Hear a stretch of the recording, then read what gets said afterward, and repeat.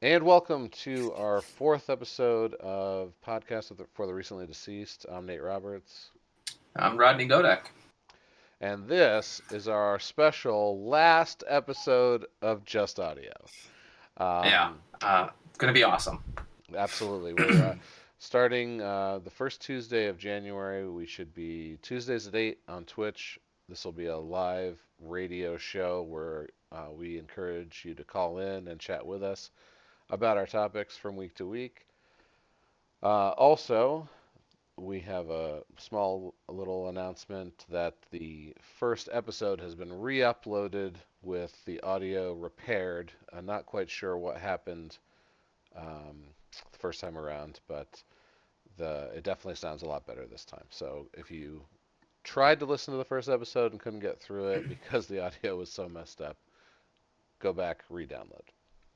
And also, thank you for bearing through it. Yes, yes. Oh, yeah. Also coming in January with Twitch and everything, we'll have YouTube and so many more ways to like, follow, subscribe, etc. So thanks for bearing with us through the growing pains of the first few months. Yeah, it's gonna be an awesome relaunch of what we've been doing. I think that it's gonna really start hitting a stride, and the viewership and everyone interacting with it, I think, will just heighten the discussion about the stuff that we love. So, and it's gonna be great.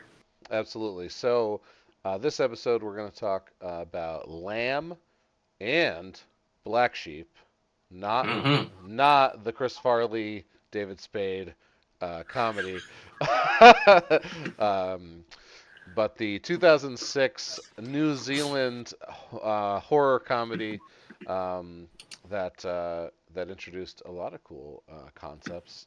Um, Particularly for me, I enjoyed the were sheep. We've Yeah. seen werewolves so many times.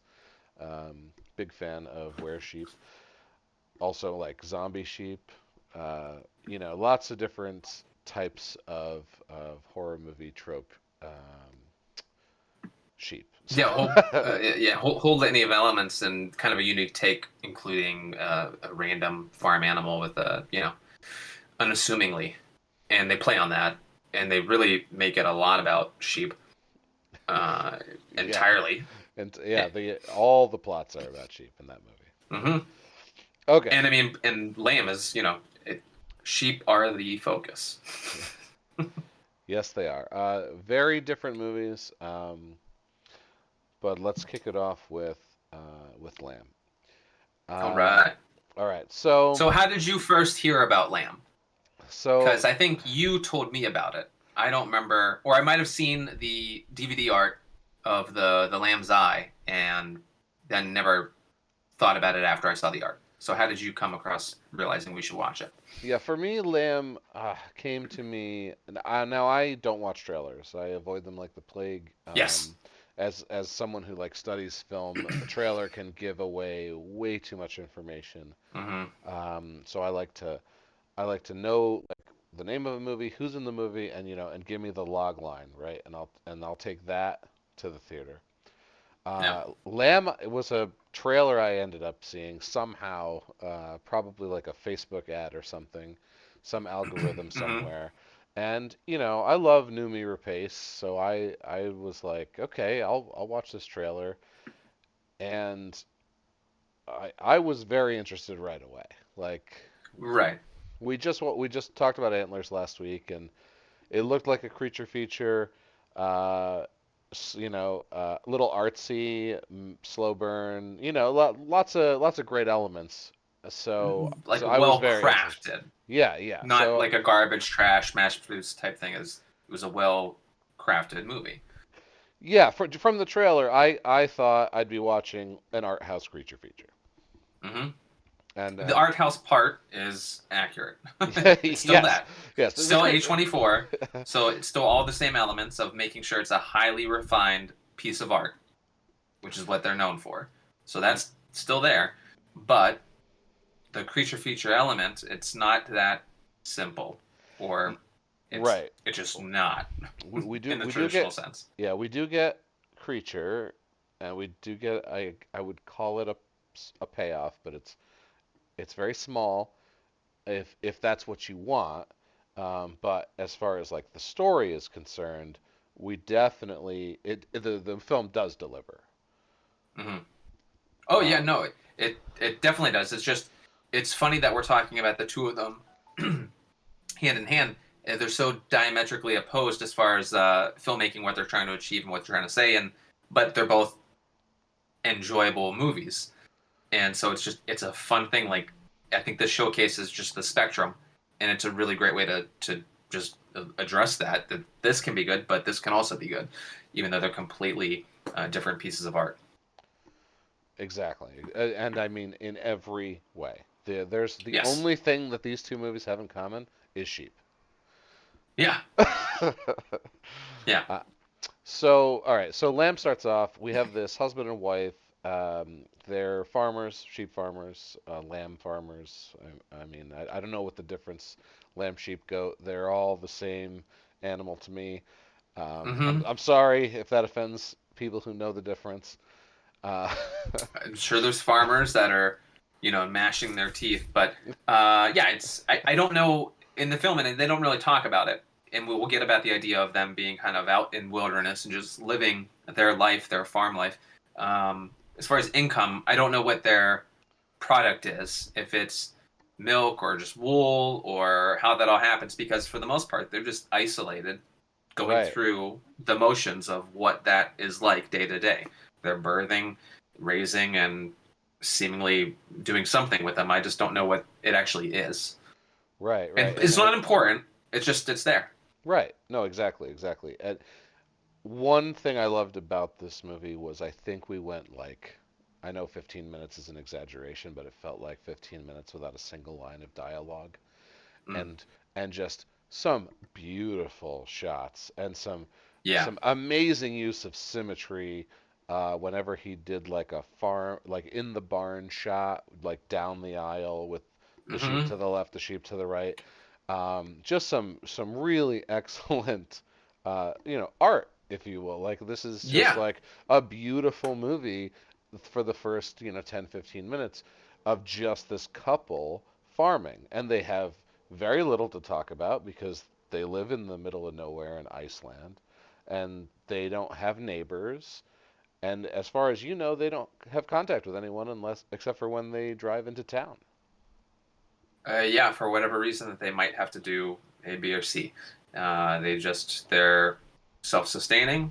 Um, we don't talk about, obviously they have modern goods, so they do have to access the roads or the towns. But to your point, the the way that it is shot, it's an art piece. Everything that's framed a certain way, and it's just meant to be because there's not a lot going on. It has to be executed at a high level so that visually you're still engaged in everything that's composed in the frame because everything's important.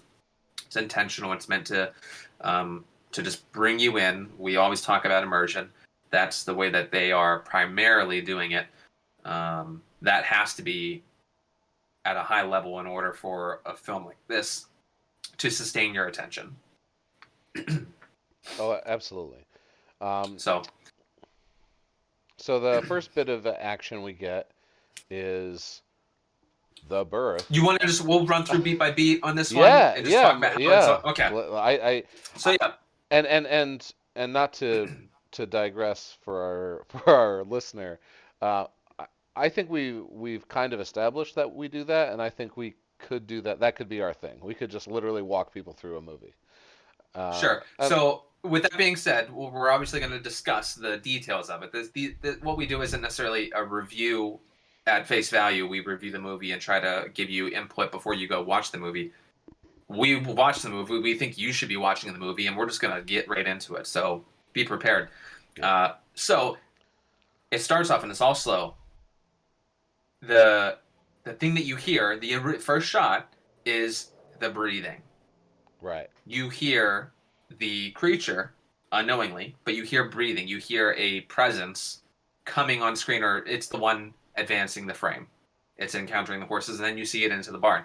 And what I think you get the first taste of what they're going to be doing in this movie in that first scene, because everything you hear that's happening off camera is by the creature that you're not seeing, this presence. It's making sounds, and all of the lambs, or the sheep, lambs, whatever, uh, all of them they're turning. It's so human.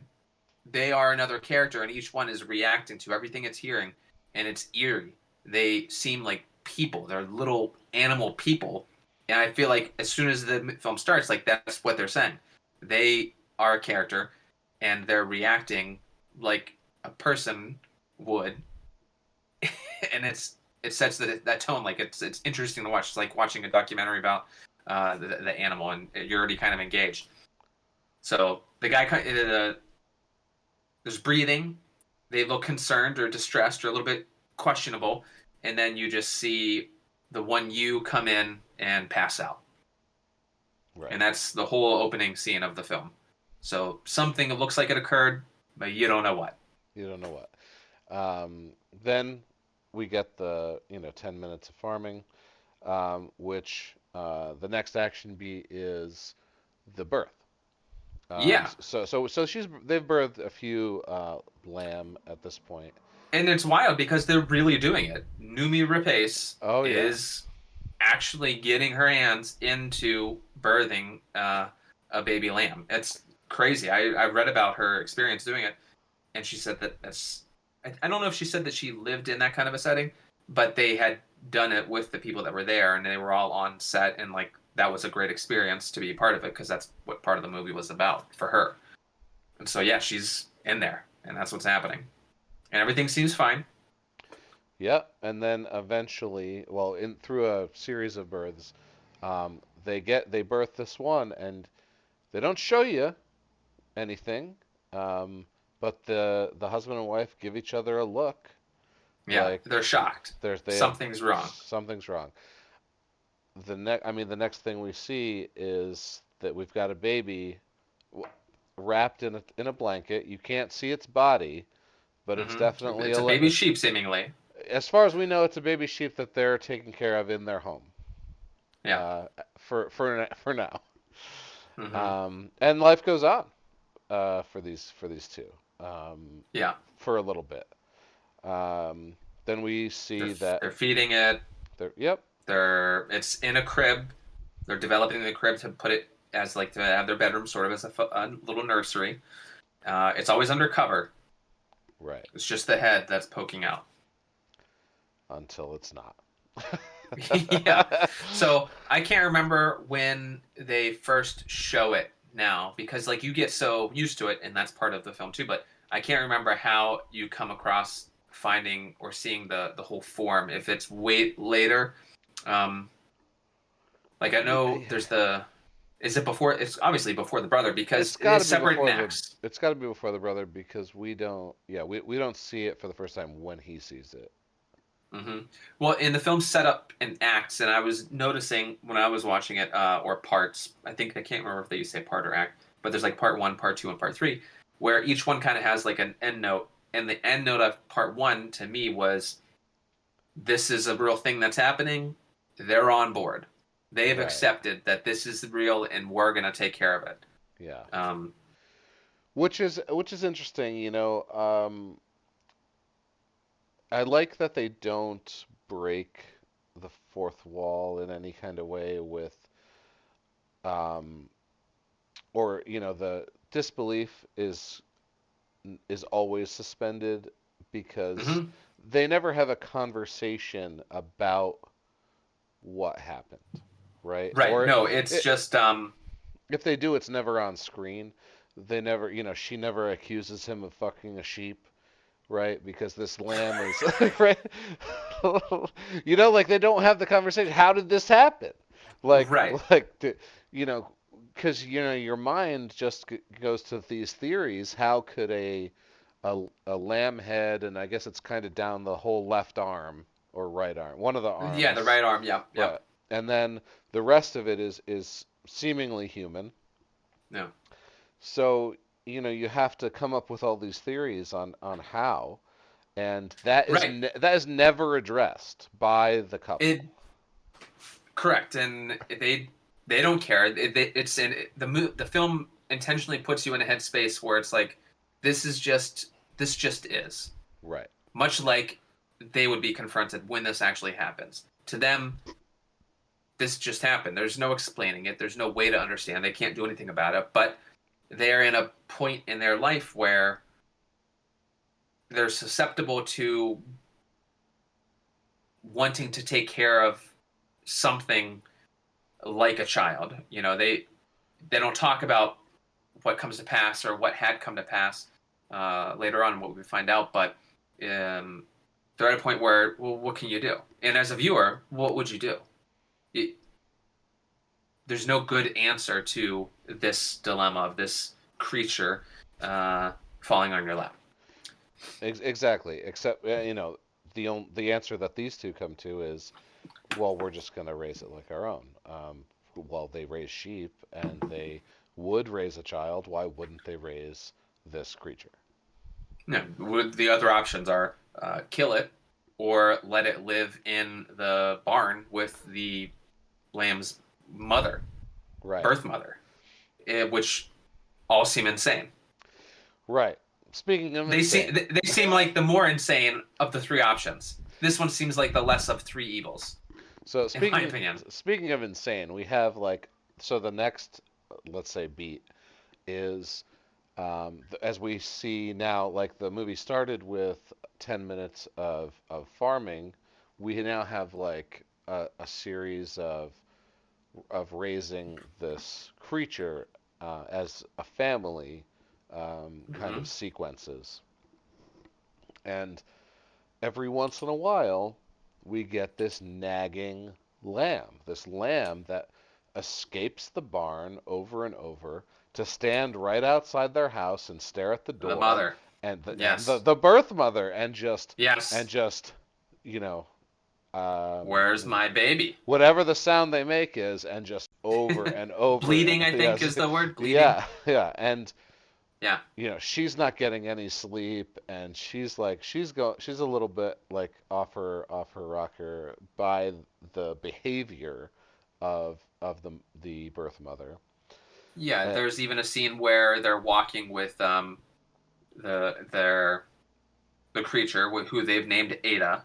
Ada. Um, and I think it's in this first part where they're walking with it, and the lamb is following them, and she has just had enough. She ends up turning around and yelling at it, like screaming, "Stop following us! Yeah. Get out of here!" Yeah. She's so frustrated with dealing with it because it's a constant reminder.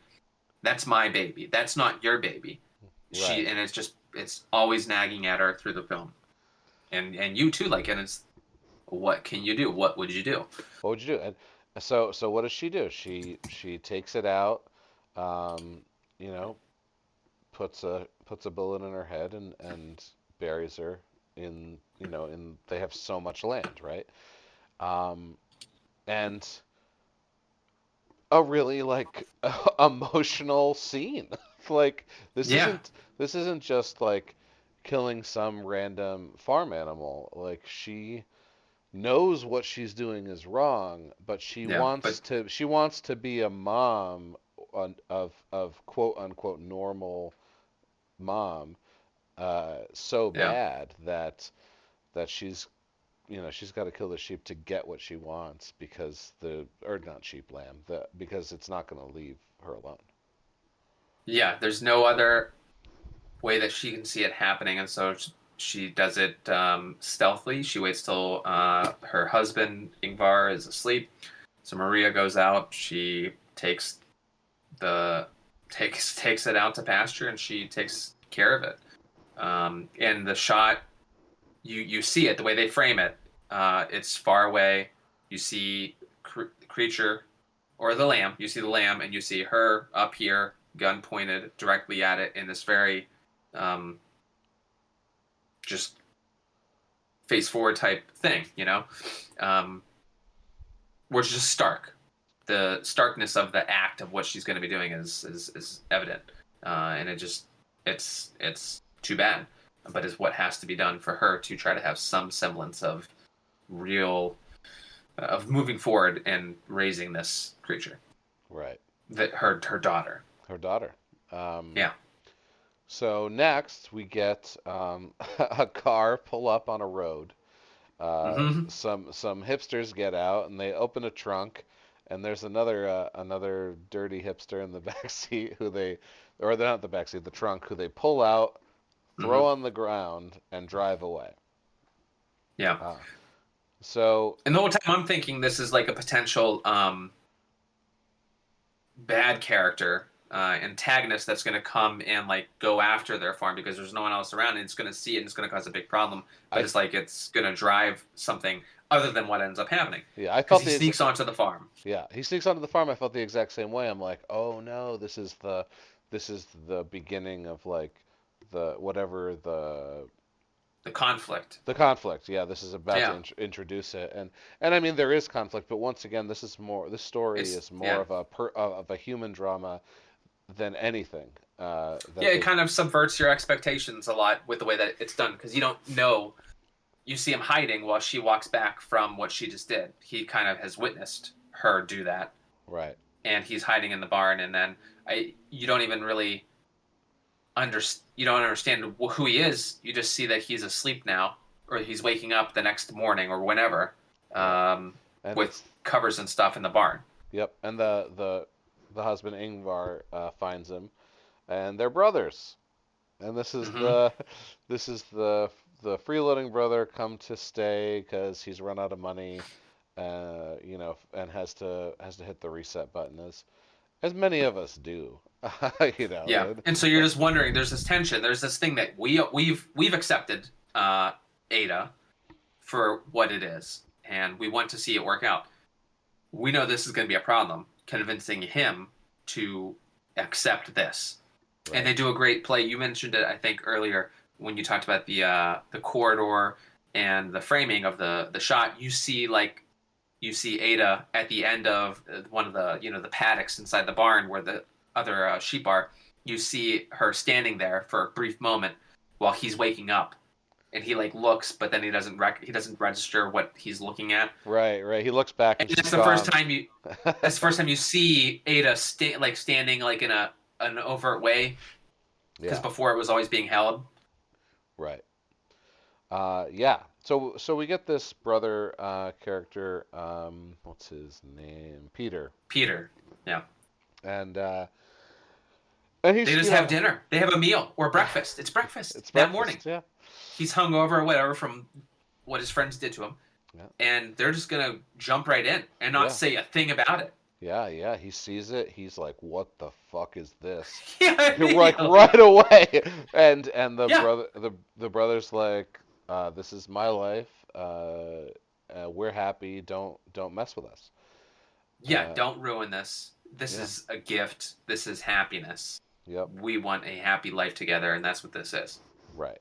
And that's the first time that you actually get confirmation of the husband being on board because for me up until this point I've been like, okay, is this all driven by Maria and the husband is just like go Right? Yeah, because play he. just like going along because it's his wife and like he loves her Yeah. and if she's going crazy and wants to raise a sheep baby he's gonna be okay, he's gonna have to be okay with it. Hmm.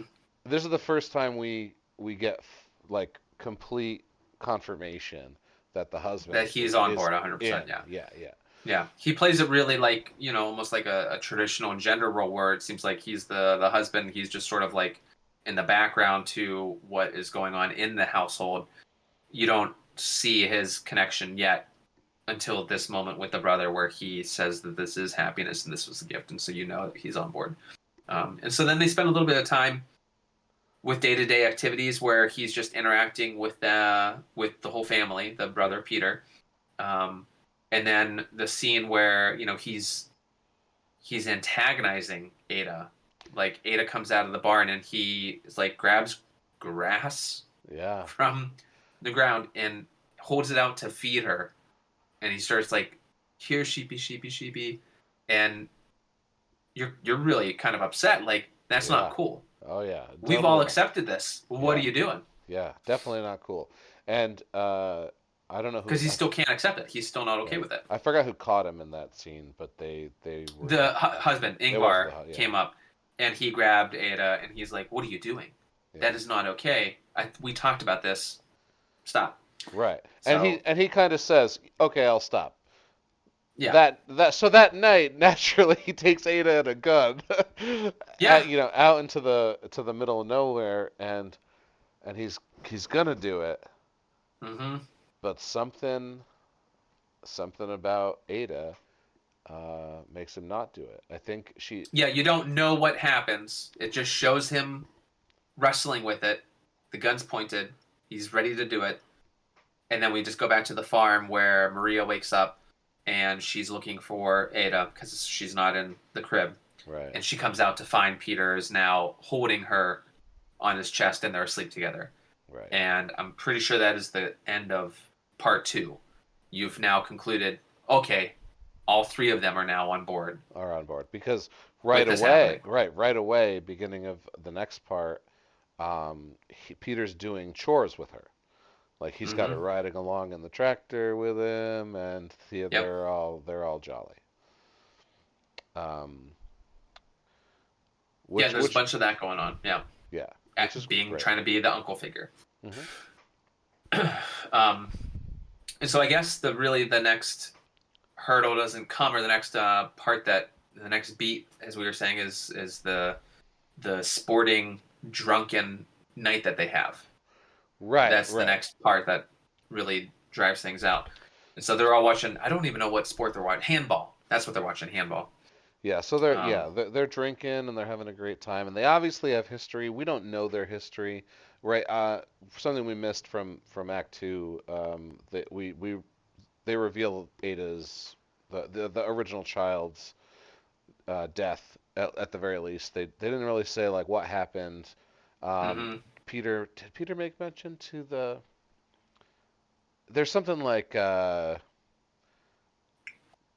the some flooding accident or Oh, river, really? yeah, some I mention don't like that. recall that. It's very quick and short in passing, Okay. and it's either Peter saying it to the husband or it's the husband saying it to the wife. Yeah. Yeah, It's they talk about a child or whatever existing already and yeah. So having existed. we get the little Mm-hmm. bit, but they don't go into it because obviously like it doesn't matter. Like the fact that they had a child who passed is all that we need to know, um, Mm-hmm. in order uh, to get where they're coming from with the creature Ada. Yeah. So they're all So having drinks, right? mm-hmm. They're gelling really well. They're just laughing and having fun. They're goading each other to do ridiculous things. They're partying. What I thought was interesting is that it couldn't be more isolating for Ada. This is a very human activity. They're watching sport, they're drinking, they're socializing, they're doing everything that she'll never do. And I feel like in part that's what makes her pull herself away. Like it's this she just goes and wanders off. Right. And she leaves the house for a moment. Because and to me it was like driving, it was just reinforcing like she's not gonna be like them. She will never be like them. And Right. this She is this is the a scene product where of that. and I got the sense as the viewer that she understood at this moment, right? She actually as a young Oh, that Ada did child, that. She was yeah. different, right? Yeah, Ada kind of gets it at this moment.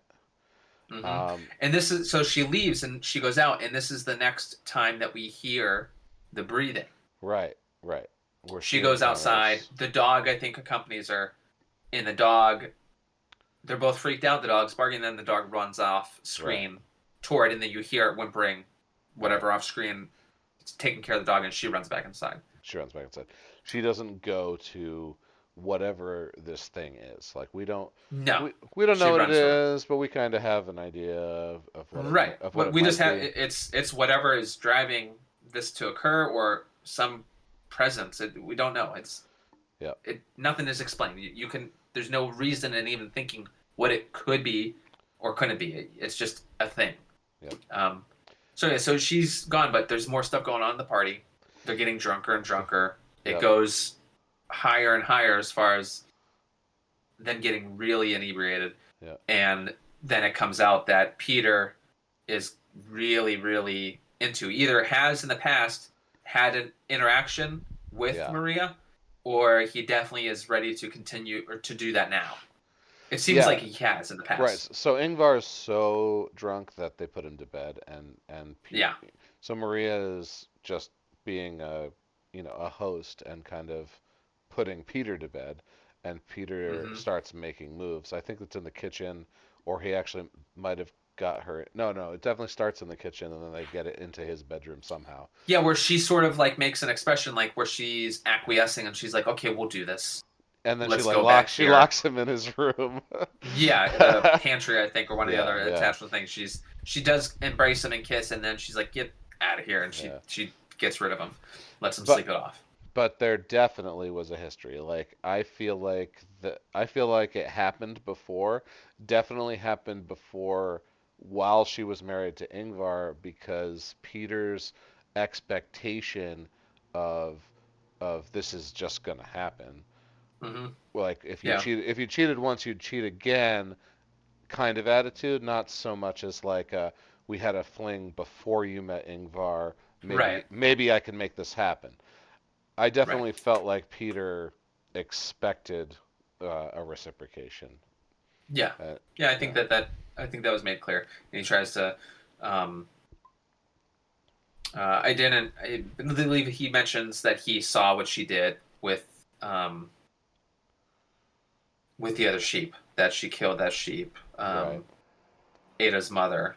She's like, he says, "I know you did that," and maybe that's what leads her to kind of seemingly go along and then gets rid of him. But Right. and so the next day, and again, we're at part 3 at this point. Um, Yep. the last act of the film. So they wake up, and you can see she's got things ready. She sees them and she says, "Get your stuff. Let's I'll go. have the car ready." Yep. Let's Yeah, go. we're going. So, yep. She drops him off right in town, I think, or is At it the like a edge of bus? It's the, like it a seems bus like at the edge station. of their property. Oh, right. And then like there's like a That's bus what it coming seems up. like. Yeah. Yeah, there's just a road, and they know it's gonna drive by at this point roughly, and so they go out there and wait. She takes a little bit of money that they had, and they embrace. He understands he screwed up, and she wishes him, but good luck, and sends him off with the stuff. And he's like, he accepts it. He knows, yep, Yep. this is fine. Meanwhile, Yes, Ada, Ingvar wakes up. Ingvar Yep. wakes up. Ada is missing, and he No, goes to no, they're look for her, together. or they just go He for a walk asks together. her. Yeah, he tells her he's hungover and he asks her like, turn off the radio or whatever. It's loud, and he starts to gather himself, and they decide to go grab the tractor that Peter Right, said because broke it down when broke he and down the Ada day. went fishing. Yeah, it broke down the day They before. went Right, fishing earlier, and so he's gonna like, okay, let's just go do some business of what we got to do. It's out there. Might as well just right. go do it. So they leave, um, and the next shot is, he tries to start it and it's not happening. It comes back to Maria and she's driving. She's listening to the radio. I wish that I knew the lyrics of the song to like hear what she was, you know, because they don't spell out the lyrics of the music that she's listening to in a subtitled movie like this. Right, I kind of right. wish I knew what the song was because I'm sure it has some relevance to native speaking Icelandic, Swedish people. And so um, she seems like she's processing something and she's content, she's happy, she's ready to go back and continue her life. She's like, okay, let's keep going. And then what do we see? We see Ingvar and Ada encounter the creature. Yeah, she gets back. She looks for them, doesn't see them in the house. She's starting to panic a little bit. She doesn't see Ingvar or Ada.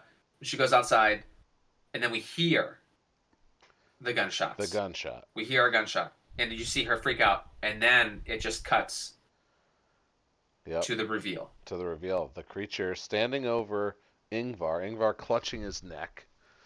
Yeah, Uh, and he's what I love about this scene is it's exactly what we saw earlier with Numi standing over the mother, Mm-hmm. the birth mother. Yes. Uh, Yes. it's literally like the creature has almost done this as to enact like full revenge, and revenge in the Mm-hmm. way of this is exactly what you did to me. I'm doing this to you, which is why he killed the husband and not Numi, right? Mm-hmm. He wants Numi to live without the husband. She killed his, his spouse, his baby Yeah, mama, and whatever you we'll want, get, yeah, we'll whatever you describe want to him. call. So he's described as the Ram Man, Yeah, I think in the end credits, and so she hears it and she runs. All you see is he shoots him, and you see a couple cuts of him. He's human form, just ram head. yeah, neck down. I don't even know if there's any hooves or not, but he's nude. He's just covered in kind of like a lot of hair, um, human hair, just a burly guy. Um, and he takes Ada and just leaves. He just walks away and And he puts the rifle over his shoulder. yep, and just goes. And Ada looks back longingly at Ingvar, like sad, but this is where I'm going now. Right. She seems to have accepted it. Like this makes sense. This thing looks like me in a way. Yeah, yeah. I feel like she definitely understood that she had to go. Hmm. Um, Yeah, and that's just how it was. Like this is just nature, and he and my this thing that fed me is dead, so I'm gonna go with this thing now, and right. Yeah. hopefully it'll feed me. And Um, so Maria comes upon Ingvar, uh, and she's just in disbelief. She doesn't know what happened. She doesn't have any explanation. All she sees is like there was gunshots. There's no one else that could have been around. There, yeah, there's no gun. Ada's gone. There's nothing to make sense of what happened. She's just left to process and deal with this loss now. and credits. Yeah, That is like it was just it was so good, right? It was just a great like you know there's it so much to chew on yeah, it was like because it's very simple. it's yeah, there it's very slow, it's very simple. Once again, human drama. I would not ever classify this as a horror movie as much as Yeah, IMDb says drama, horror, mystery. right. I mean mystery. The mystery of the creature that fucked a lamb that made a Yeah, half human, half lamb baby. That's the only mystery. Um, the lamb rapist yeah, because yeah, he's a human. The bestiality, like yeah. I get it, he's just because you're part ram doesn't mean that you get to just go have sex with a sheep. It's like to me, I was just like, there's so many weird things. It's just like that's not okay either. Like you Yeah. want to justify that you can now kill this guy, but you assaulted this creature for your own selfish needs or who knows what. I don't know. Um, so let's just be clear. Like he's not. It's a weird thing. It's Yeah. so, but one of the elements I think there's not a whole lot to really to go through. But I feel like grief and how people process or handle their grief is the focus of what they're doing with this film. How Maria handles it and how Ingvar handles it and just how they go through the motions. And so I think it's about grief. And for me, I thought it was about this inability to kind of be happy or to accept what's transpired in your life. You had a daughter, because we didn't talk about it, but I think it's in Act Two, where Maria does go to the grave with Ada, to the first Ada, and you see a headstone. I don't even remember how long it was, but there was a headstone for their first daughter, whether it was an actual child that was around for a little while or not. I couldn't tell from the headstone. But outside of that, like, they're still kind of at they're still processing it and not content in their current life. And I feel like for me, aside from just grief, the story is about human beings kind of innately having a difficult time with just accepting their lot in life or the circumstances that they seem to find themselves in, that there's something that they're still longing for. And seemingly this is a beautiful life to have. They don't have Right. a family, but they're out on a farm. They don't have a care in the world. They just do their farming and they're in a beautiful natural landscape. And it seems like this is the dream of what a human would want, a human Right. being would want to experience in life, but there's still something that Right. they For them, can't move past. yeah, for them it just wasn't enough. They wanted that offspring, to pass it on to, or to just, I don't know, like philosophically, like why do we have kids? Right. Yeah.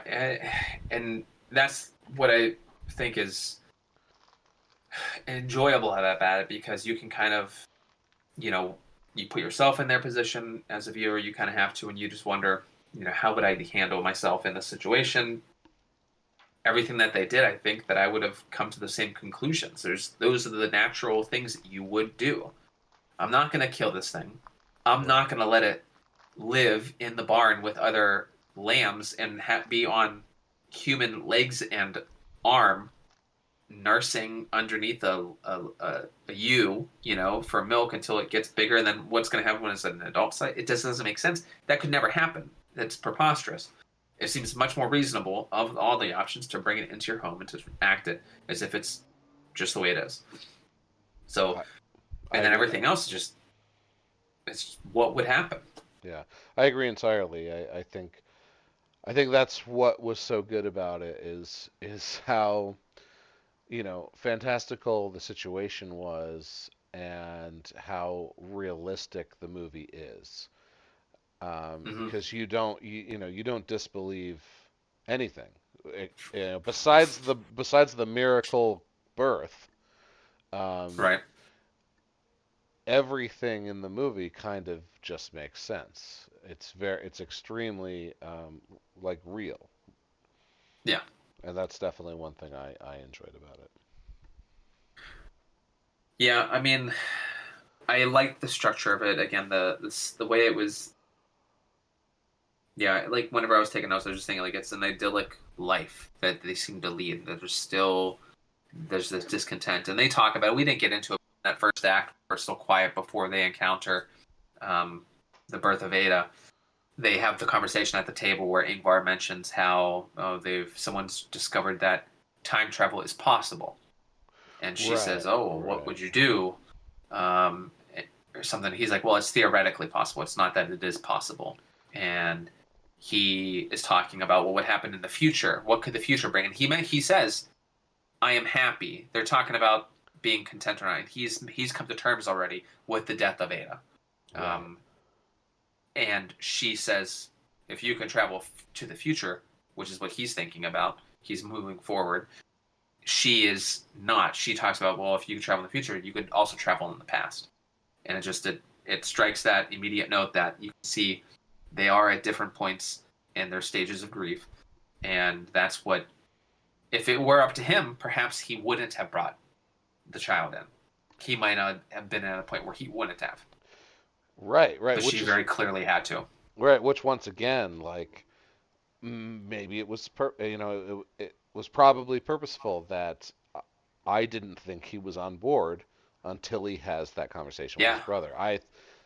I thought he was very much like my wife made this decision, and I understand her grief over our daughter and her desire to be a mother, and I'm just gonna go with it. Hmm. And then But yeah. you draw a connection to Ada, and then he's on board. But it's so relevant to an event that happens in your life, and You have to make a decision about going this way or that. You make a decision. You don't know what it will lead to way down the line. You can't wrestle with that. You have a difficult decision. You have to say A or B now. You have to choose. So just like them, you do. We can also look back now and say, like, well, what were they going to do whenever this thing became older? How were they going to continue to do it? What if they needed medical care for their child? All of those things that you would question, or looking back as hindsight, how could you do this because of this? You never get a chance to reflect about your life decisions in that kind of way, and that's what reinforces the theme of this movie. Like it's insane, it's fantastical, it's preposterous, but this is what, if this happened, this is what seems reasonable This is what you would have because done. you can't think of those outcomes, Yeah. and I it's that for me is what sets it kind of apart from just being.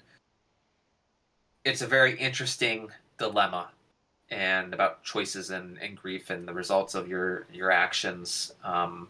There's parts about nature where you can say like, okay, they're on this farm and there's this beautiful landscape, everything that should just be peaceful. You're one with it. They're working in a symbiotic type way with all these elements, and then this kind of wrinkle comes up, and it causes a bit of chaos, intentionally or not. Who knows why that Ram Man did what he did, but it just put it out there. So Well, speaking of chaos, let's yes, let's move on to Black Sheep. all Two, right.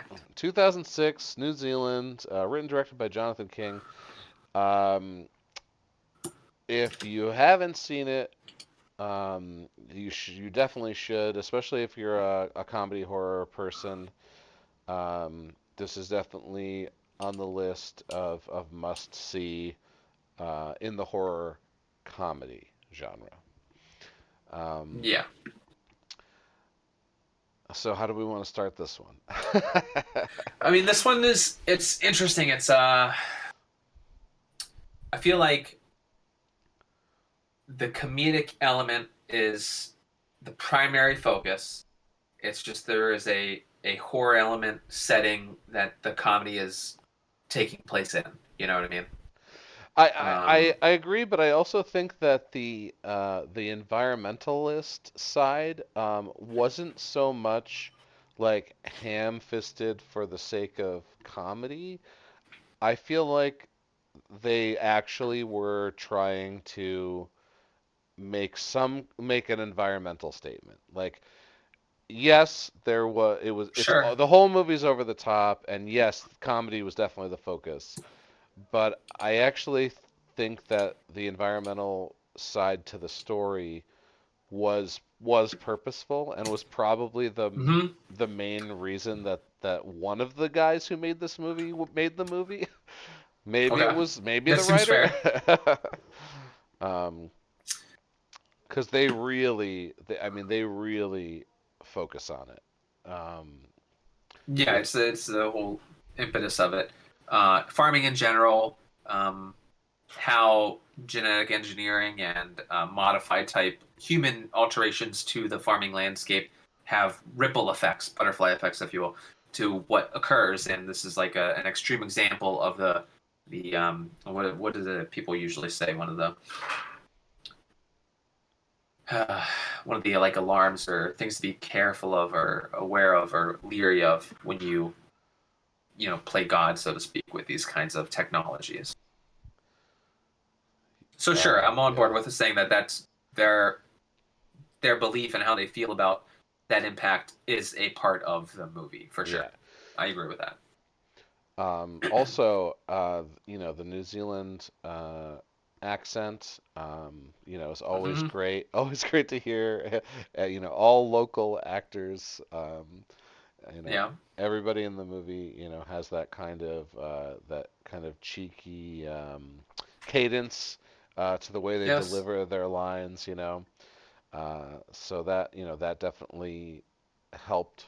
At least for me, like I like that kind of stuff. Um, all right.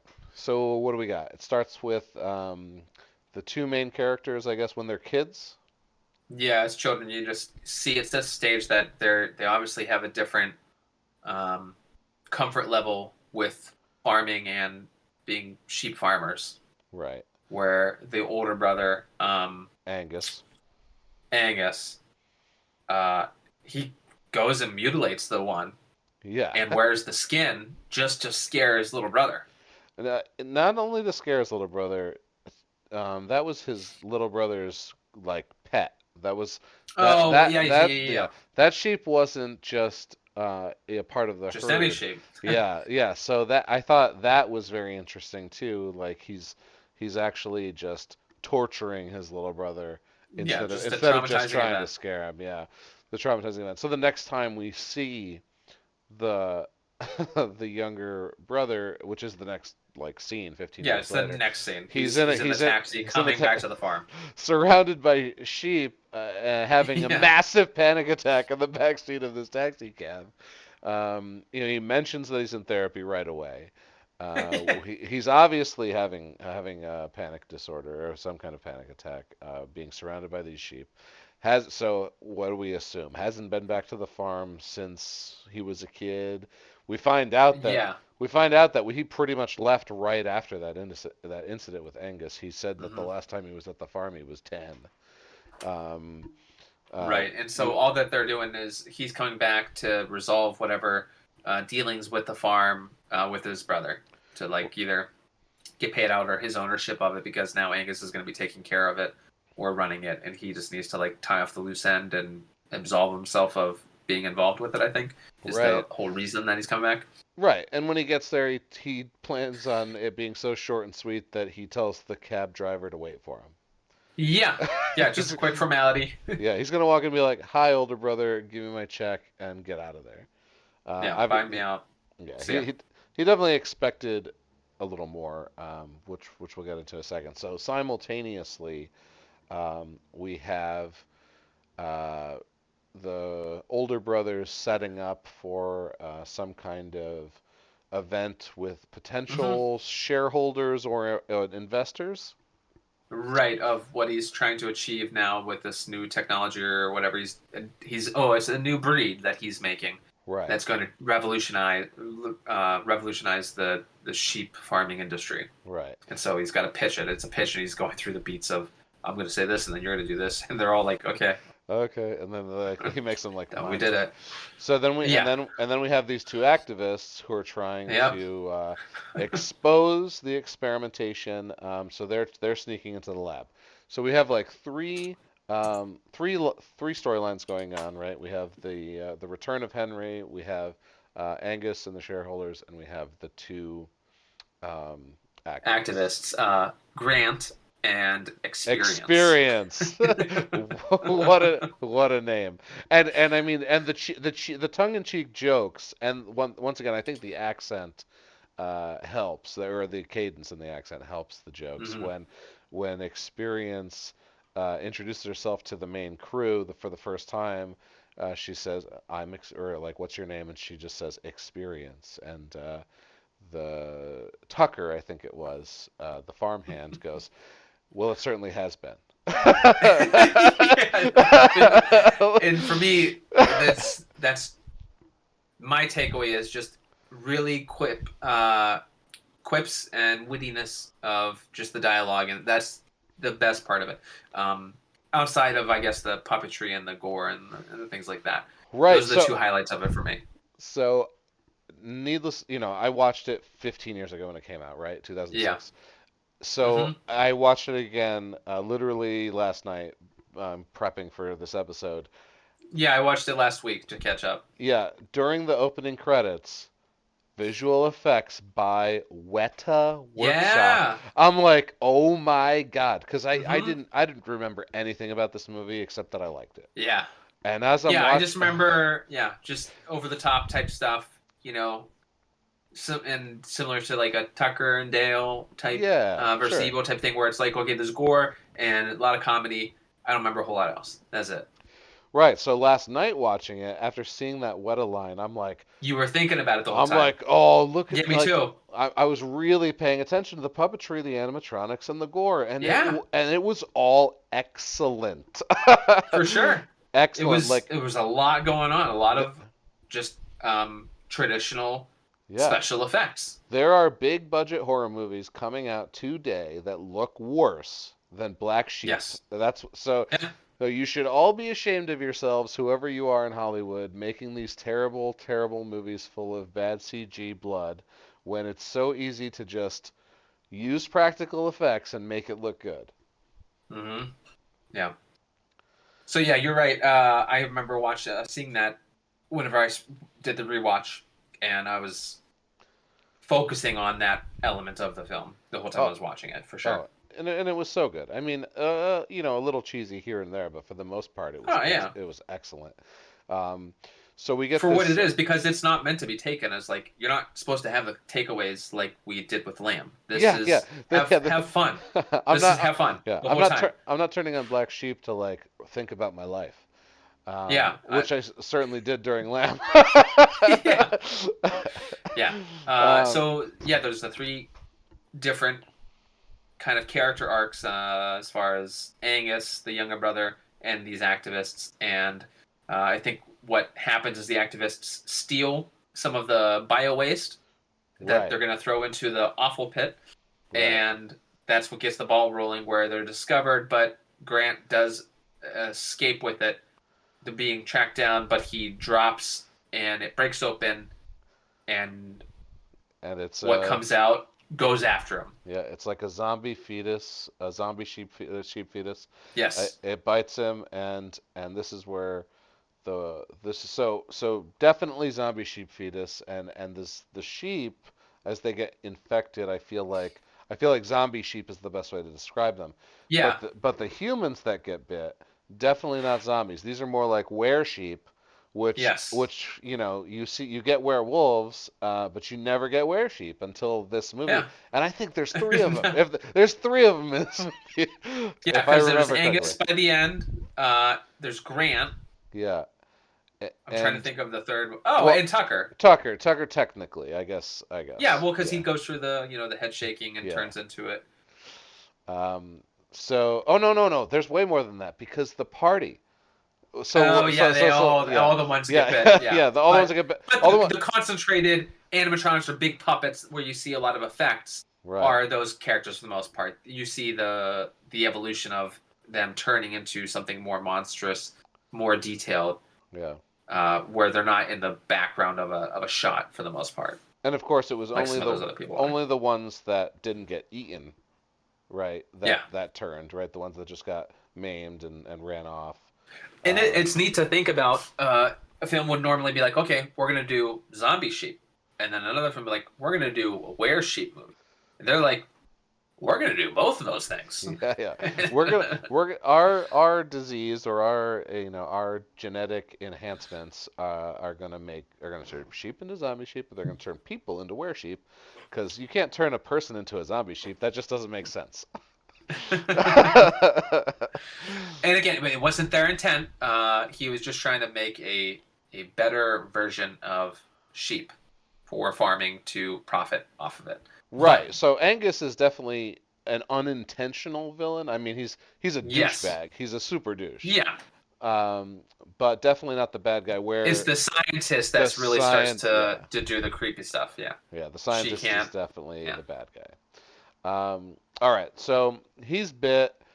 Him and Experience get separated. Experience runs into Henry and Tucker as Tucker's taking Henry up to the top of the hill where his father died, because Hmm. the housemaid who was the same housemaid he had as a child, she's just much older now, insists that he go to this spot before he leave.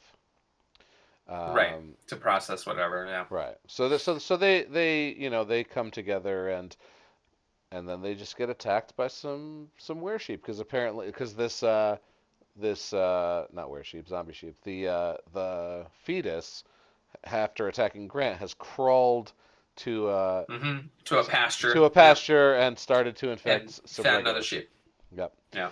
So now they know some shit's going down, and they're trying to get back to um, to the house.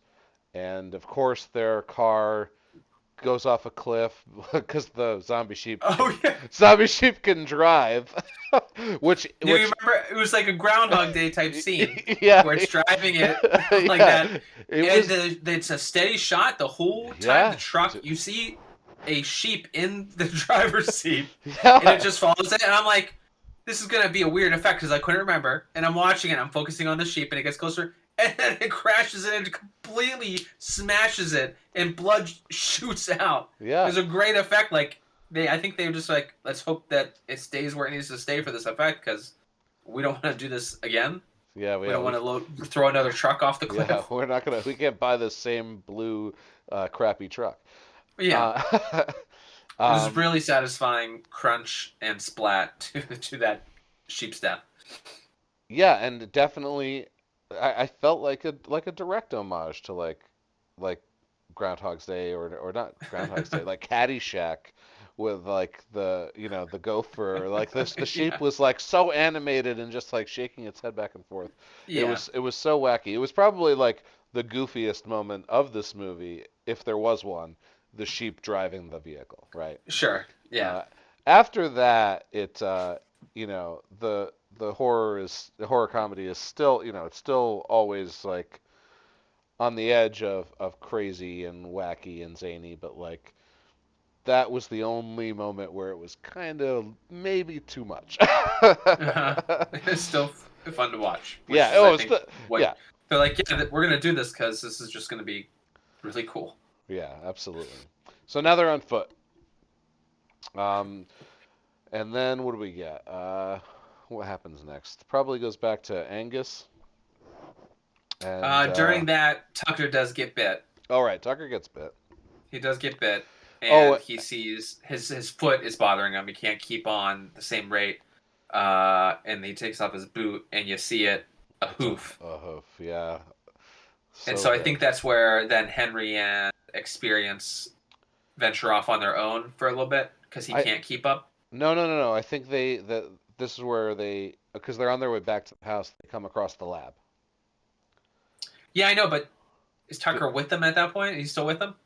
Yeah, yeah. Tucker Yeah. gets left behind at the lab and they run off. And also, this is where um, Okay. Henry confronts Angus for the first time about his villainous ways. Mm-hmm. Um, and And and this is where he this is goes where to my favorite line is read.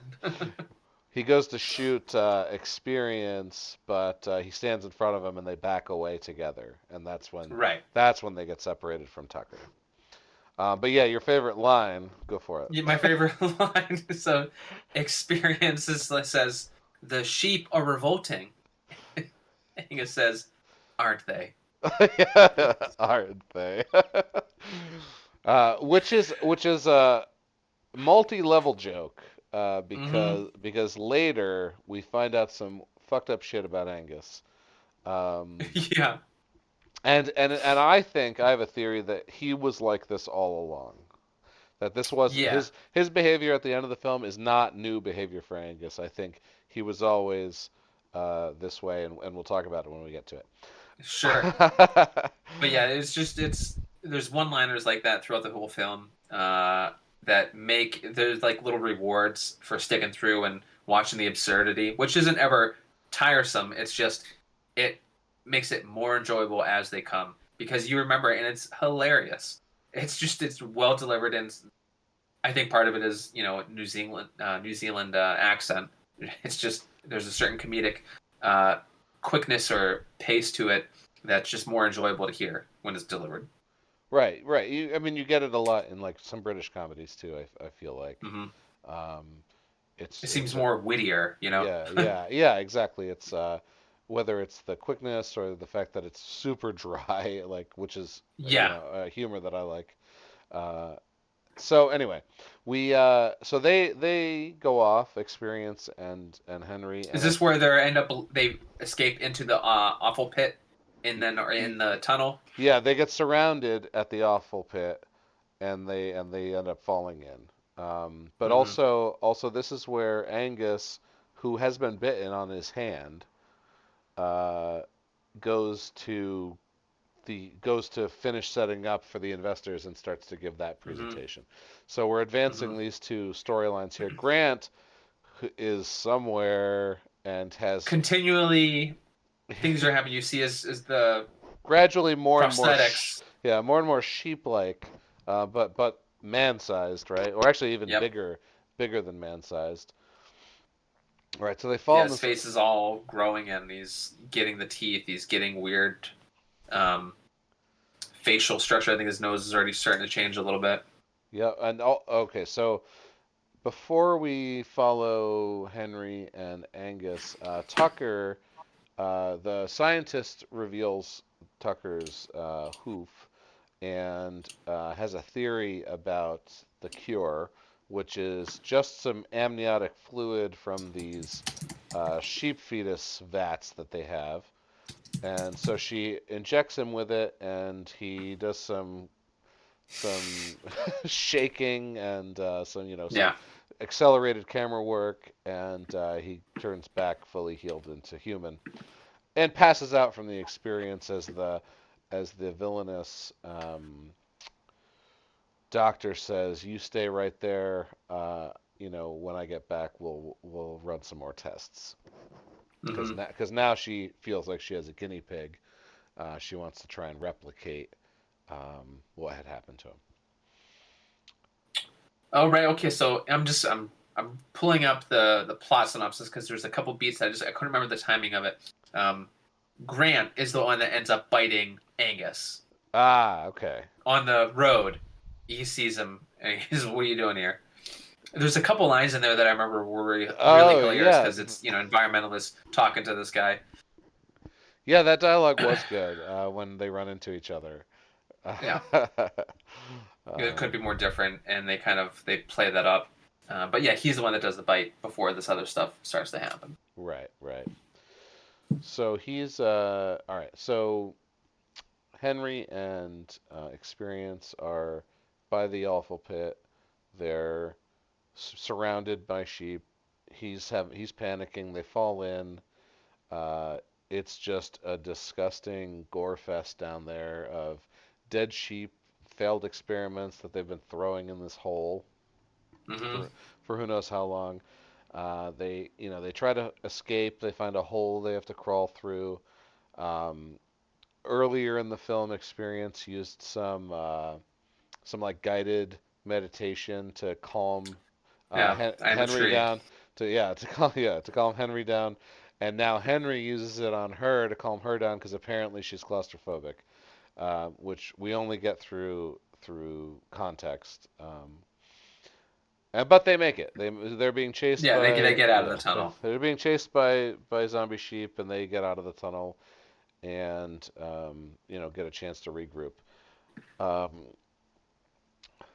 we go back to Angus, and he's setting up, and they're getting closer. The other two are getting closer, and this is a great scene. He's delivering his lines that he had practiced, and you get this pan out, and you get this beautiful scenery. You got some trees, this giant hill in the background, and all of a sudden, I mean, hundreds of sheep just come over the Hmm. top of this hill, and you Yeah. know that they're just going straight for this entire party. All these wealthy people in suits. There's the Japanese investors. There's like half a dozen of them, and it's like a massacre.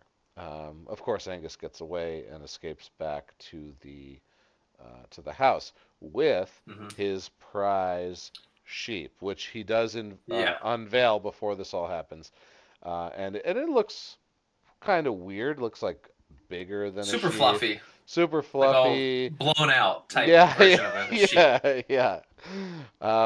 And he definitely says some weird stuff that makes you think he's attracted to this thing, which okay, maybe it's because of the bite, maybe he's just a weirdo. I know I brought it up earlier, but It's about to be discussed again.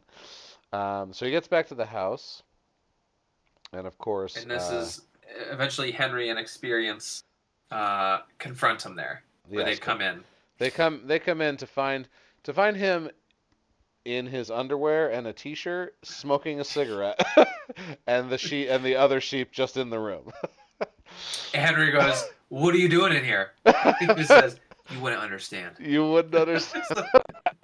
So was he talking about the experiment or what he's trying to achieve with it, or something else that happened? Yeah.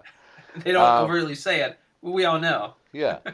So, so now we have, well, two films with sheep fucking that we're talking about tonight, which I think is interesting, I guess. Hmm. It probably doesn't happen that often in cinema, and we're definitely talking about the two ones about that have this subject matter in it that people would actually watch and should actually watch because they're really both great movies. Well, it's like we said before, they're completely different, and I think that that's one of the cool things about this genre is that there are. It seems like two completely different things. That why would anyone that likes this like this? But it satisfies different parts of a horror fan's you know interests. It's just it does. They're two different things, and both of them are kinds of films that we would want to watch on the reg. So Oh yeah, it just makes absolutely. sense. It's really neat. It highlights that, which I think is one of the great things about it. So there's a little bit of a showdown, right? Angus gets away. Um, they run into the housemaid keeper, whatever you want to call her, again, and they try to figure out what he's up to. And oh, his plane. He has a plane. He flew a plane Mm-hmm. earlier in the movie. So he's trying to get away, and their thought is he could infect the entire population, so they have to go stop him. Uh, this is where Henry says goodbye to them. He's like, I'm going to go do this on my own. I have to do this. He leaves. The camera stays behind to show that Experian says goodbye to the housekeeper. I'm going to go help Henry. And she goes, of course you are. And I'm coming with you. like, just Yeah. Samwise all the way. So she drives the car, and Experian mans the shotgun as they drive through the field of black sheep, and Mm-hmm. she's just taking shots, and some good like humanitarian dialogue or one-liners from her as she's killing people. Right. Yeah. It Yeah. kind of just gets in full blown, uh, like zombie, fend off zombie type mode where you just got to go kill a bunch of them in a classic type way. A lot of effects, and we didn't Yeah. talk about it a lot, but like that, whenever the sheep do come and go after all of the humans, there's a lot of good gore that's happening. A Oh, lot of blood, limbs that are missing, and things like that. And it's just really fun, cool shots of all that happening. absolutely. There's a scene during this part or the full attack that just happened where a guy has his leg like bitten off and he ends up like grabbing it and throwing it at another sheep to try and slow Yeah. it down as he's trying to crawl away. The gore is just excellent. All of the animatronics is good. Like I mean, it's puppet work. You know that there's a hand Yeah. in that, controlling that sheep head. Um, just from the way the cameras are positioned and things like that. Right. But it, Yeah, the framing of it makes yeah, sense, but it's still great effects. It's it's still still, fun, and yeah, it's excellent. Nothing looks fake. Like that's what you get from animatronics. mhm, Hollywood, once again, please stop right. using CG, or at least overusing CG. Yeah, well, I mean, and it could be that there's just not a lot of people that are practicing that craft in the industry to learn it. I don't know if there's as much tutelage that goes on unless you're happen to be on a set where there is someone that does it and to spread it. There's a great show that used to be on the Sci-Fi Network, Face Off, where it would do Project Runway for makeup artists and VFX Wow. industry, and that was great. Like that's the only thing that I have to. It's out there. It's just it doesn't have as much steam or money behind it. I think as it might have back before computer because Yeah. it's more expensive. Yeah, I think it's expensive is most people's complaint. If we want to Yeah. digress for a minute, the Thing 2, which Hmm. turned out to be a prequel, but I think they definitely sold it as a remake when they were marketing it, which I thought was pretty smart. Hmm. Because when I saw it, I didn't know I was watching a prequel until the very end when I saw the helicopter chase the dog, and Yeah. that was really like a oh my god kind of moment for a movie that was kind of okay, could have been better. My biggest complaint was the CG. You find out that they actually shot a lot of that stuff with the animatronics, and some Hmm. producer came in and saw it and said it looked like shit, and they had to reshoot a bunch of the scenes to put CG in. That scene at the end when she's in the ship and you've got that beam of light with all the pixels in it, that is Right. that is actually covering the animatronic alien pilot of the ship. That's actually in the scene. Like, are you kidding me? Yeah. Are you kidding me? I don't know who did that, but you're the worst. Okay. Yeah. Back to Black Sheep. One of my favorite references, because this movie does have a handful of them. Hmm. Um, as soon as Angus starts the plane, I thought, "Oh my God, Indiana Jones!" Yeah. Yeah. like, Yeah. like he starts the plane, I'm like, "Oh my, he's gonna get chopped up by that propeller." Like, Yeah. there's no way it's not gonna happen. He goes full were sheep transformation for a Hmm. showdown with his brother, and he's over his brother. His brother's on the ground. He's about to kill him, and the plane, who that's just been rolling around this field, um, just sneaks up behind him and chops up his back. Hmm. And it was excellent. It was so good.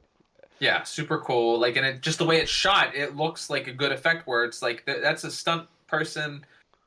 There's realness to what they're doing, where there's danger involved, but they're pulling it off. It's sort of like a really long take on a person that's completely covered in fire, where Yeah, that's a real actor in a suit that's protected, but they keep pushing it. Like, okay, we're gonna make this like a 45-second burn, and there's ways to do that, but it's still life threatening to do it and insane.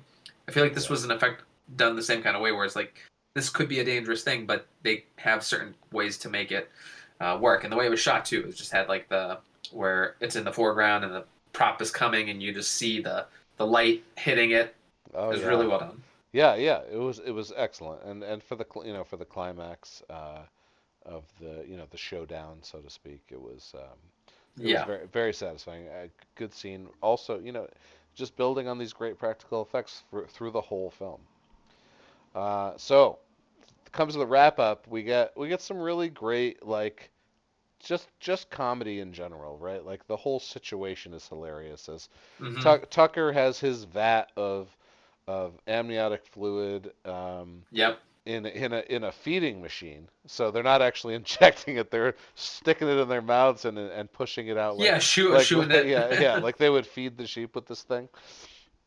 Um, so the main character there, Henry, was bit. So the first person who gets healed by Tucker is of Right. course Henry. But Yeah.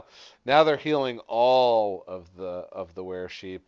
And the caretaker, the old woman, is there giving them all blankets, and they're like having trouble readjusting to the real world, and they're like all huddled Yeah. together in this fence, and they are like so confused. Even Grant gets cured at the end, Hmm. which I thought was very nice. Um, and yeah, so what are they gonna do now? It's Tucker, Henry, and Experience, and Experience hands Henry a pamphlet on organic farming.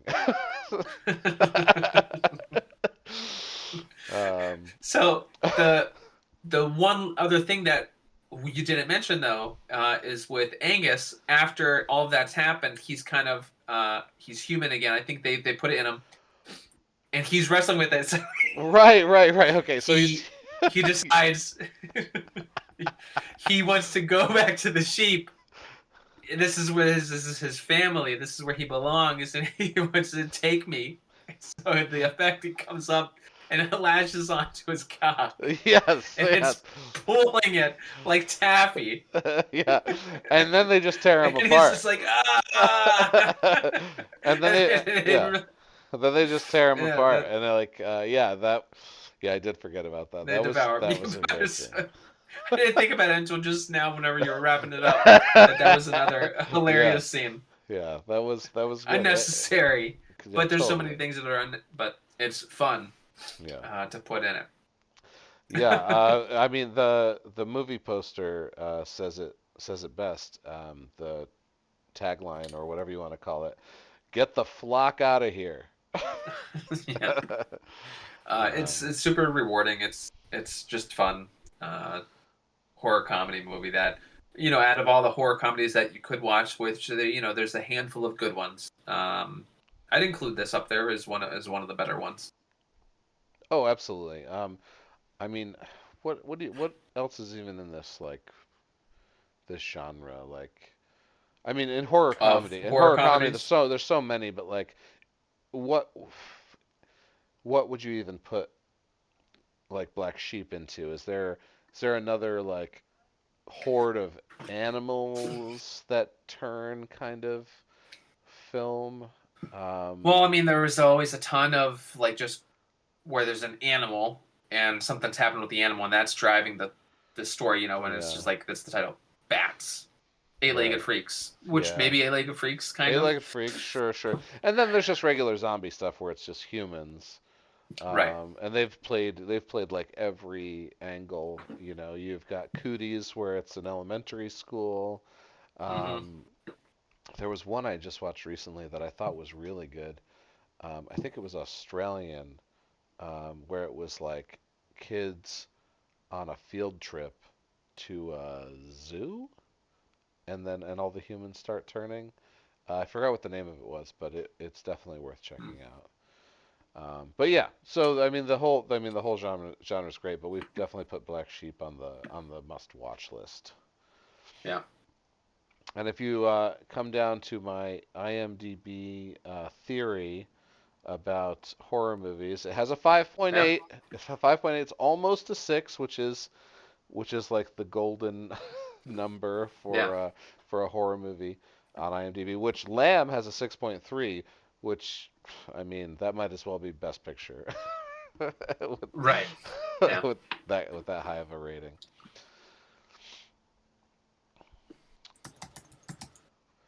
All right, so what do we want to talk about next?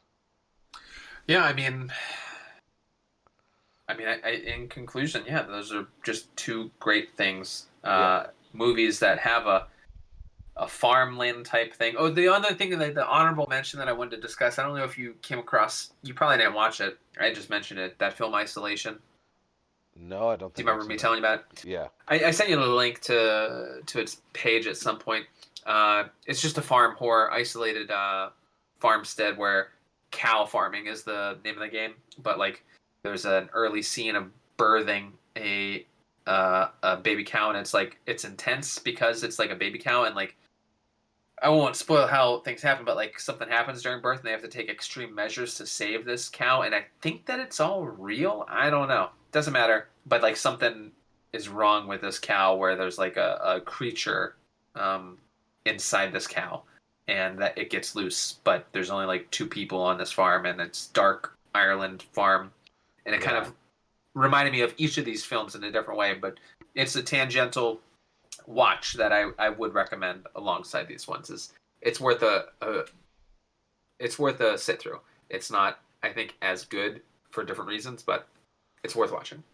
yeah, So yeah, what do we want to hop to then? You want to catch up on yeah. our I feel like we can wrap on I know what you did last summer, okay? and maybe next time we'll talk about Chucky and finish that up. Um, so I think we only got up to episode 4 or 5 the And last summer, in the this mukbang week's mukbang was the last episode that we talked was the about. last one. So episode 6, 7, and 8 are what is remaining on our discussion for I know what you did last summer. So do you want to just do an, or I don't want to do a beat for beat on. No, absolutely not. Let's just talk about let's put them all three together as if they were one episode, and uh, and just talk about the highlights. Okay, I'm gonna need a little bit of a refresher, but that's fine. We got Yeah. resources here. Yep. Um, I'm trying to get into it or here. we, Like where? Like when did this website get so hard to navigate? which one is that? IMDb. Like I used to be able to Oh, sure. just type in what I wanted and I'd get everything I wanted. And now it's like no. All right, so mukbang. All right, all right. At least you had a spare. More devastating truths Mm-hmm. are unearthed by Lennon as the crew frantically search for one of their own who has gone missing. Um, so that would be after um, the infiltration of the cult compound, which that woman was living in, right? Um, Correct. and and I forgot the name of the girl, but it was the drug dealing Which girl. one? The drug dealing Oh, girl, Riley. Riley. So Yeah. Riley is dead, but maybe not dead. But then she's definitely dead. But then maybe not dead. Right? So Yeah. Is this the one that's this starts on um the morning of, right? yeah, she somehow crawls to her This is right house. after they have the showdown at Clara's place where they go their Yep, separate ways, right? yep, Yeah, yeah. yep. Okay, so yeah, you see what actually happens in this episode, right? Right, she gets You see her her getting attacked, her right. hand chopped off. She gets her hand chopped off and stabbed like through the middle of her chest, and Yeah. somehow missed all the vitals. That's fine, Right. I guess. I guess. Okay. Uh, and then crawls to her house like I feel like it was Hmm. miles. It was Miles, and it was just insane. It didn't make any. Is Yeah, and then she crawls all that way just to get picked up by one of the suspect killers, like one of the potential villains. mm-hmm. The one who owned the compound, whose house we were just at, and then the next time we see, she's dragging Riley into the cave, Yeah. but weird, crazy dude's there. What's his name? Yeah. Dylan. Dylan. Dylan's there. The He sees one it. Yeah. who Riley was in love with sees it, and then by the end of this episode, it's revealed that he killed Clara and then put Riley in um, That that honey mixture. ceremonial honey uh, thing. When do the eyes move? Right now, or is it at the end of the No, that's the end of the series. I was like, well, But like, what's yeah, happening? How it's just stupid. like, Like you go off the rails so hard you do that. yeah, like I understand that horror as a trope, as we talked about last week, has to have that cliffhanger for the sequel But they still did in it it. with the resolution of the other events. They didn't Oh, need to do this part. oh, absolutely. And I was actually okay with the original ending, which all right, we'll come back. Okay, Yeah. so the Which next again, it's like if your idea is okay, let's hit tropes. One of the tropes everyone makes fun of it. People end the movies horribly and do a dumb little quick reveal. That's what people hate about the trope. It's not a good trope. So yeah. you've already left some things to happen. Why would you reinforce that one? All Stupid. right. But anyways. Next episode, if only dogs could talk, the town races to Uh-huh. find the killer before another victim is claimed. Calm seems to be restored as the killing stops until the police make a gruesome discovery. Okay. I don't understand. I don't remember what they're talking about here. So let's find out. Um, Oh, just stop. Oh, okay. That makes sense. Sorry, I was just pulling it up on yeah. different synopsis as a refresh. Yeah. If only dogs could talk.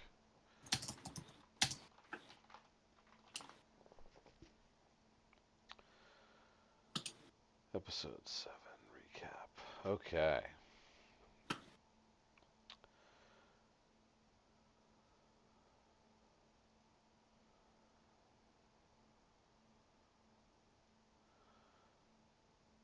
Sure. Okay. Okay, Oh, so so Allison hooked up with Dylan, right?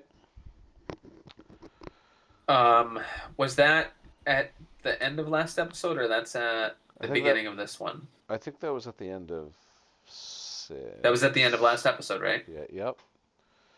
So she lies to Margot about it. Mm-hmm. Tells Margot that Dylan's got to be the killer because he's stalking her, and we know he did that weird stuff with Clara. Um, Yeah, she's trying to make sense that she's trying to make a story or a reason as to why he's being crazy and suspects that she is actually her sister.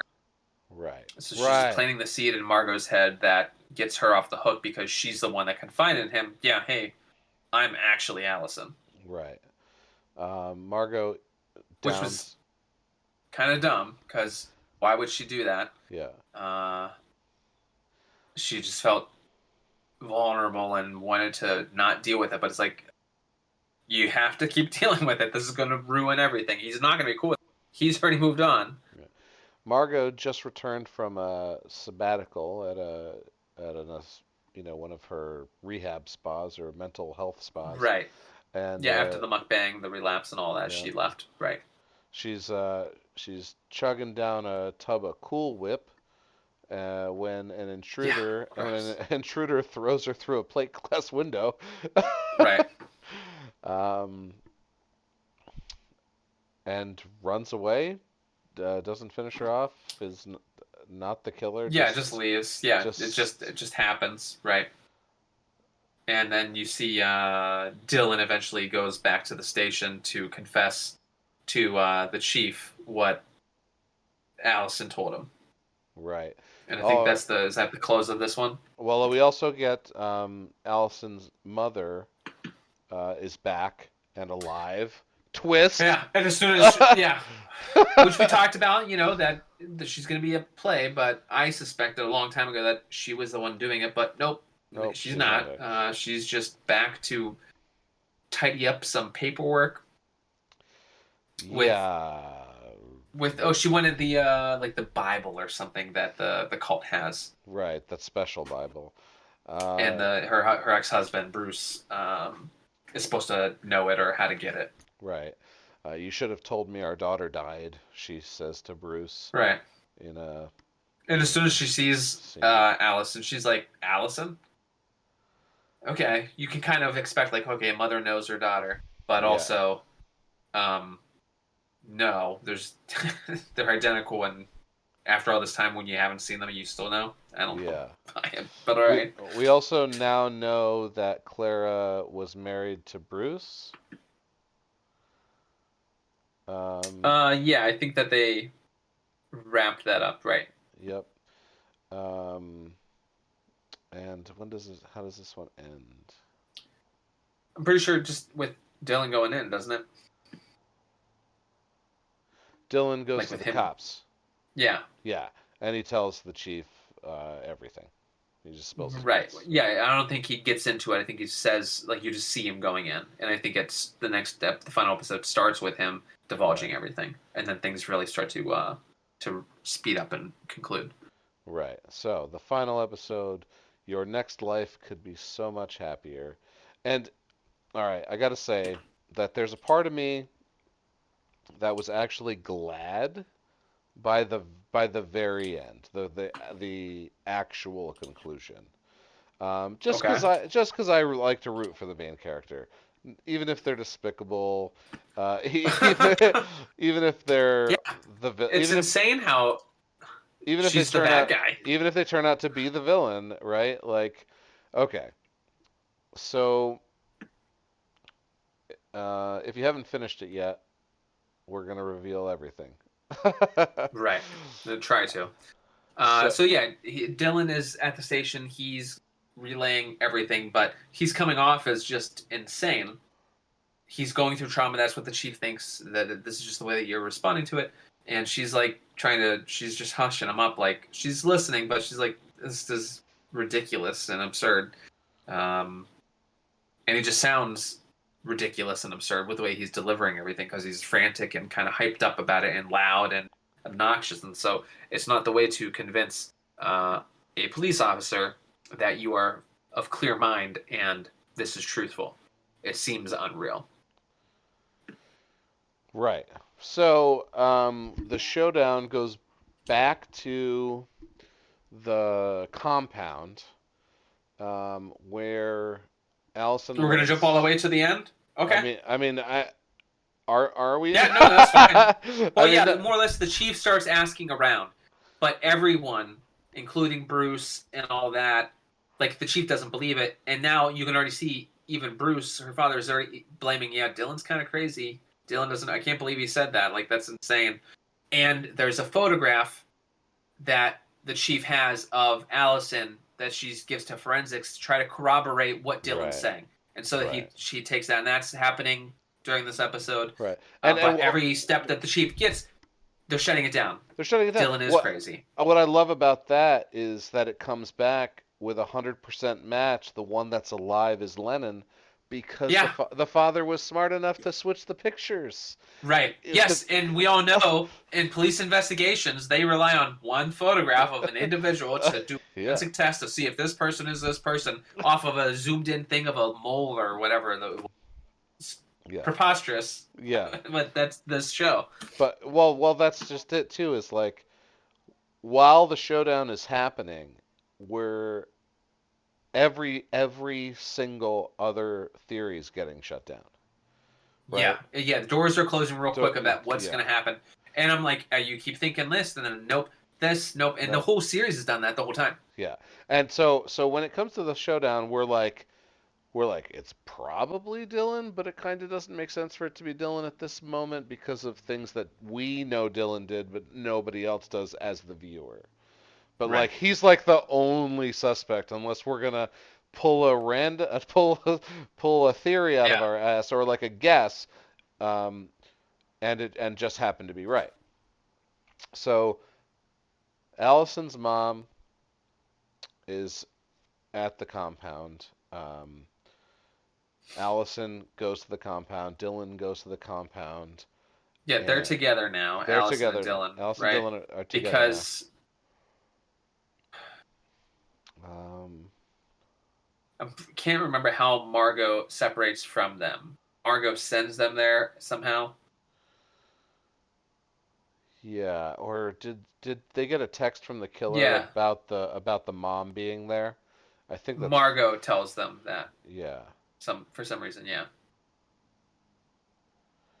Okay. that Allison's mother is there. Yeah, so So Margot like sends them out there. either way they get there, and on this like operating table type structure, there's the mom dead, Yeah, just immediately. just No, dead. nothing. You don't get to see it. No Hey, she was dialogue. here. There's interesting stuff that happened. She was after this book that Yeah, had important things. Well, guess what? We're done with that. yeah. She's just dead now. So what? Allison. Allison, they split up. Dylan and Allison split up at Yeah, this point, and then Allison sees the mother, but then she hears crying, and she goes into the next room, and that's where it is sort of revealed, or beginning to, as insane as it seems, Margot has baited this trap. yes. Margot. Does Margot kill Dylan? That's not happening yet. She has the Okay. conversation with Allison She first. reveals it to Allison first, right? Yes. Okay. Uh, she's talking about her plan that she killed the mother, and I think at right away she stabs Allison right in the stomach, and she starts talking about Oh, how she's right. known all along, and you had did this, and you Yeah. should like. Right. She's going through. She's all the exposition Yeah. of the who done it, The why I did yeah. it, This here's the is big happening. reveal. Yeah. Here's the big. I did it Yeah. for love. I did it for Lennon. I did it for the real Lennon. I knew all along exactly. Like we said, was it last episode or the episode before when we were talking about how did Margot not know? Was our biggest question. Right. How did Margot Yeah. not know? It was our biggest She question, would and know. we They were never. intimate They partners. were intimate. Like if anyone would have just known, it would have been Margot, and we didn't let that make us think she might have been the bad guy.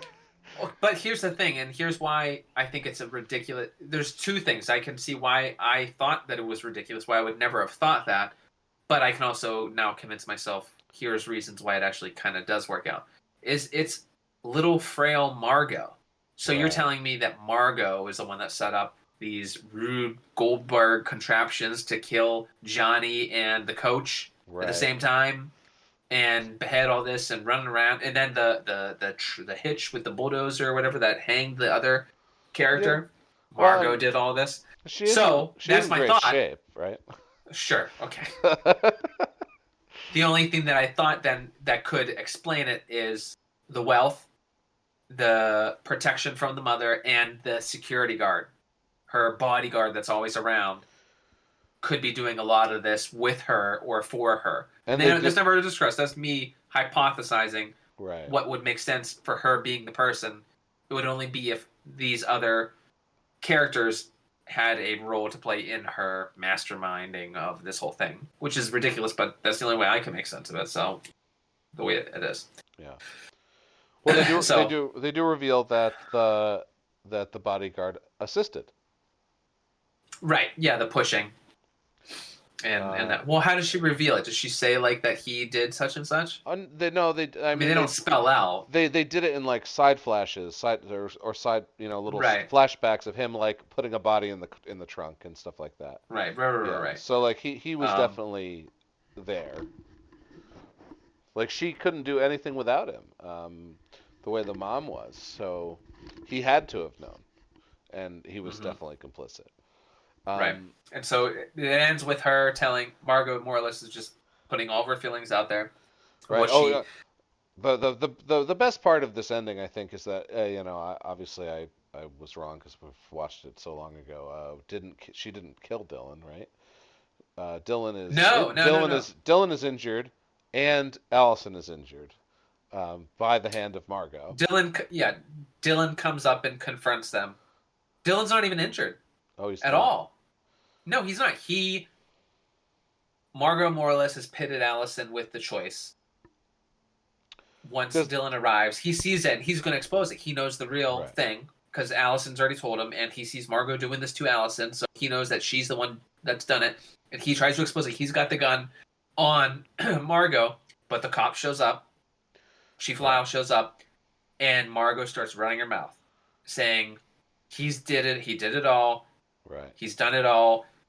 Lennon, tell the chief the truth, and so the chief's like, "Who stabbed you?" Who stabbed And you? she now has the choice: do I acknowledge that I've lived a lie, and you know, acknowledge that Well, yeah. I've done all this. Do I blow I it? killed my Yeah, sister, yeah. I blow it wide open and send Margot to and accept prison. responsibility Yeah, for my decisions, or do I go along with the game of this twisted fuck and and live this fantasy that I've been living for a year already? and send Dylan to jail Yeah, as a murderer. and I did not think that I thought she would take the high road and fall on the sword and say no, Margot's psycho.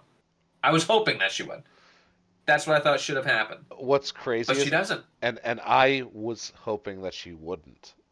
And when she pinned it on Dylan, I was like, they just like made this clusterfuck of an ending kind of good because Yeah, what we see next is like her and Margot on the cliffs, right, looking over right where everything's yeah, always happened, right, and they like leave together, and it's not like a sentimental moment. It's a moment of, well, now there's like two potential crazy serial killers in Hawaii. yeah, You yeah, know, and they might be in love with each other, and that's kind of cool. Like, yeah. what I liked was how it truly ended, the end of the end, the aftermath of the Hmm. climax. Like Yeah, getting there was really messy and sloppy, and yeah, there was like loose ends all over the place. yeah. Um, Absurd things happening. Yeah. Completely absurd things happening, like the honey statue eyes opening. Uh, but I really did like the turn, and the turn was also kind of a statement in that there was no hero. No one was. There was Sure. no. Every single person in this plot is a bad person. They're all bad Hmm. people. They all definitely deserved, what they got. We just don't get to see Margot and Allison's eventual fate. Right. But everybody else definitely, like even Dylan, like deserved, um, maybe not life in prison, but even Dylan was definitely a bad guy. He was Clara's like right hand Hmm. man, his apprentice, her apprentice. Right. Yeah. Um, so yeah, nobody was good. Right. Everyone had blood on their hands. Yeah, they were Yeah. all bad, damaged characters. But yeah, so he's taken off as a psycho. He's the fall guy, and everyone is seemingly left to live their happy life on the island. Now, what I love about this too, if you look through episodes 1 through 7 on IMDb, they're all rated about 6.5 is like the average, which generally would be a good show or a good horror show anyway to tune into. Then you look, the season finale has a 4.5, Yeah, and and it has the because it's most just it. it has the most reviews. Yeah. Well, everyone had to say something. Now, I'm just seeing this for the first time, and maybe you already know this. There was a post-credit scene. Oh, no way. I'm reading in the post credits. I didn't see it because I was like, okay, that's enough. That's Yeah. ridiculous. Oh, let's In the talk post about it. credits, it's this Margot explains how she carried out all the murders. This person writes, it's a little for the writers to squash the explanations in a monologue by Margot when the episode has already ended. But in the end, it looks like the writers ran out of steam with the story. It's a truly convoluted finale and one that never really nails the thriller young adult series. I would love to watch it. I feel bad that I didn't, but I wouldn't have expected a post-credit scene. Plus, in the era of streaming, who sits through the effing credits? Yeah, no, that's It's true. not. It's not a Marvel movie. Yeah. Why would you do that? Amazon would have already played the next thing on my playlist Yeah, before the yeah. credits Five ended. seconds passed and you're already on to the next series. Yeah. And it Can't would have, even get up to pee. and because it was a season finale, it would have been a suggested series and no doubt something awful. Yeah. Yeah.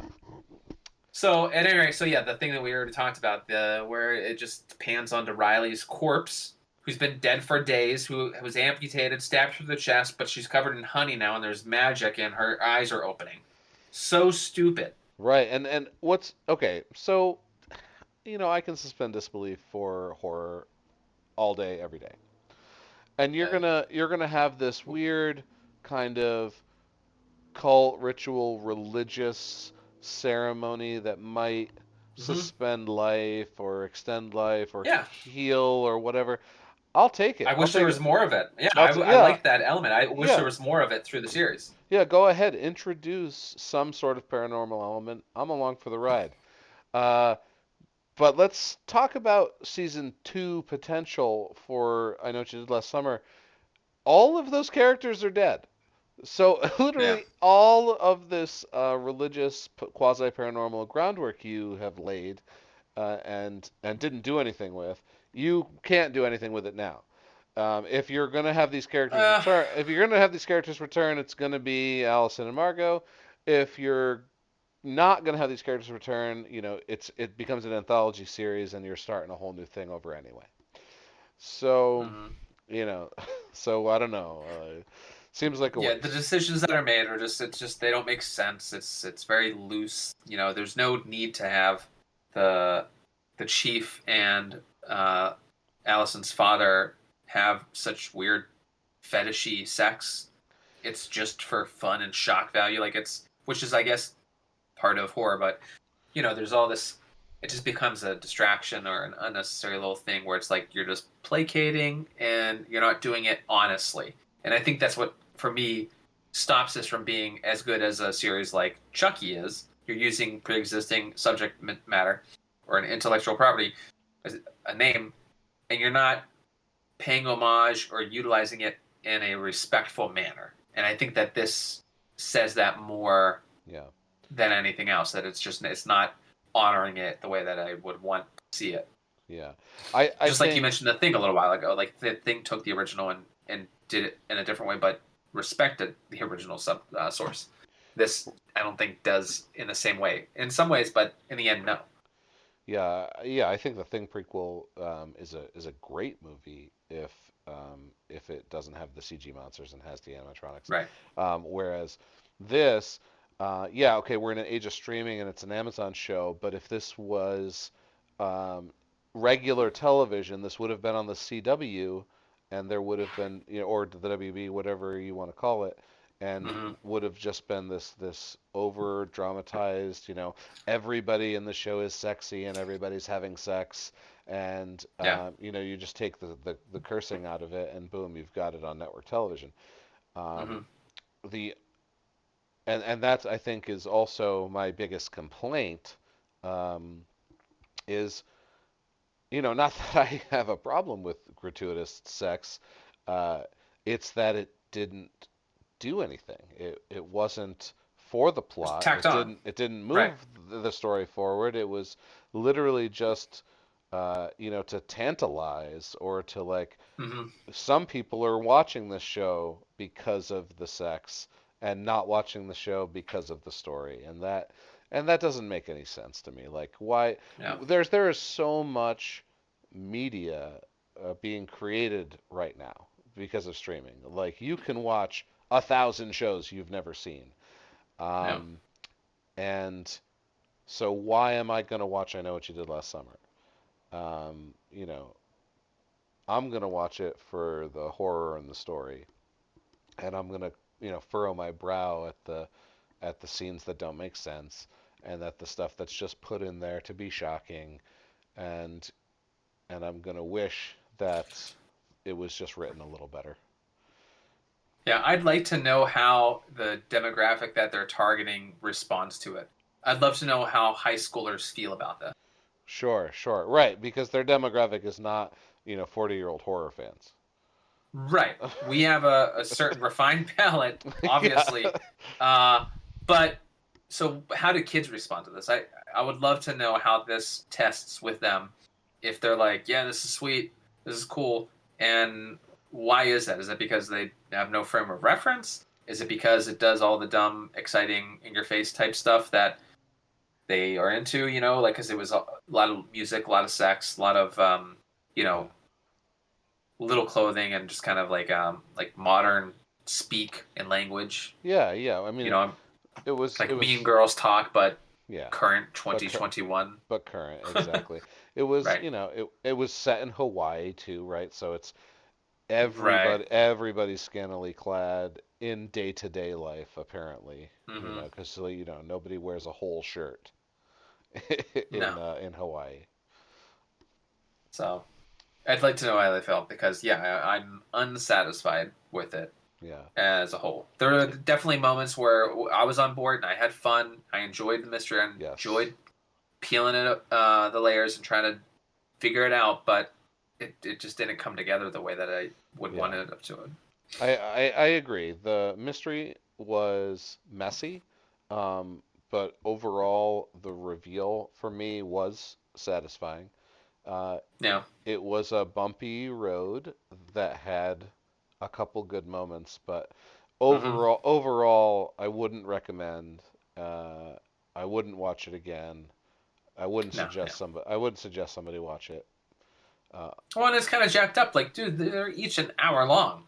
I watched 8 of these episodes. Like that was the I could have watched four really good movies in the time I spent watching this piece of garbage. In the end, yeah, like I'm glad I yeah, saw it, but I'm annoyed that I saw it. yeah, yeah. I'm glad I saw it too, because I actually really did like the end. Right, like Yeah, her the her conclusion's fine. her picking Margot, turning on Dylan, no matter what her reason was it because Dylan rejected her when she revealed that she was actually Allison?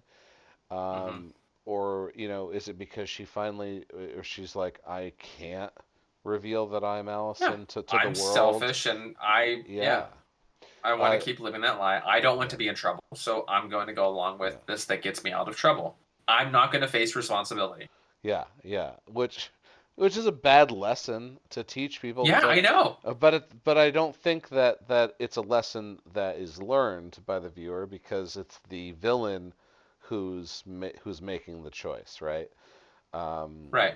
Kind of like, you have, if you have something horrible you want to say, you always have the fool say it so that you can get away with it because that character is always supposed to be wrong, right?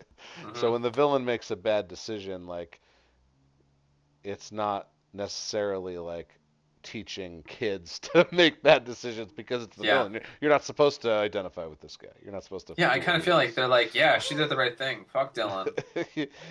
I'm like, Right, wait, right. no, guys, that was Yeah, wait, yeah. That's how I feel. not I feel not anyway. Like, cool. yeah, I watch it and I'm like, yeah, fuck Dylan. Go with Margot. Go become spree killers. Like, so I know what you did last summer part two. Like, they start in California and they just drive east and they're just killing people at Yeah, gas stations. Like that could Thelma and Louise in it. Thelma and Louise in it, and like, and hey, get a lot of lesbian sex, and like, people tune right in, like, just gratuitous Yeah, crap, just crap. yeah, yeah. Eh, That's what they left for season two. what could have been, you know? What could have been, what still can be season two. Sure. Yeah, I mean, there's potential. Because I know what you did this summer, and, it's a summer long that they go on a spree. Sure. All right. Okay, I mean, I think that is that going to do it? I think that does it for the final audio episode, episode Yeah, 4. Once again, go back, re-download episode 1, um, and then Tuesday, January 4th, 8 p.m. Eastern on twitch.tv/podcast recently deceased. Um, and absolutely. we'll I we'll am so looking forward to it. And this is the episode is going to be sort of 2021 year in review horror. Absolutely, we'll be doing our top fives, Okay. and we'll be talking about the whole year. Everything's fair game. Um, Yep. we'll probably even talk about some TV shows too. But we'll be definitely be doing Sure. our top Things five that movies list. Yeah. yeah, that's and so I'm even catching up and watching some more that I didn't get a chance to. So I'm trying to be very sincere in giving everything that that was released or had an that we all had an option of watching this year in one way or another, so that to point people in the right direction of what can just go on your shelf. You know, that's Yeah. my goal.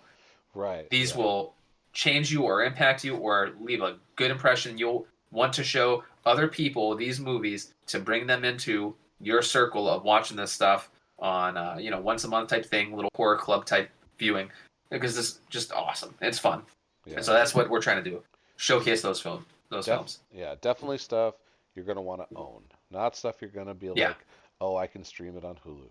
No, this is a stuff you buy the Blu-ray, you buy the DVD, you buy the HD, whatever 4K, whatever they're up to, and you you get the put it. merchandise, you get the shirts, you get the shoes, you get the pop, you get it all because Yeah, you love it. that's right. Absolutely. All right. Well, thanks for listening. I was Nate Roberts. I was and will continue to be Rodney Godak. All right. We'll see you guys soon. Good night. All right, brother. See ya.